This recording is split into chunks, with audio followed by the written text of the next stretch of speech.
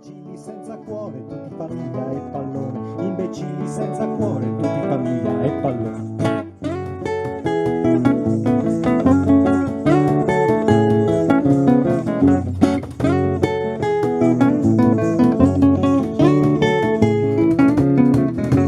Vivo in disparte, mi nutro ancora di scrittori, considero virtù saper pensare da soli. Certe notti mi capita di aver delle visioni.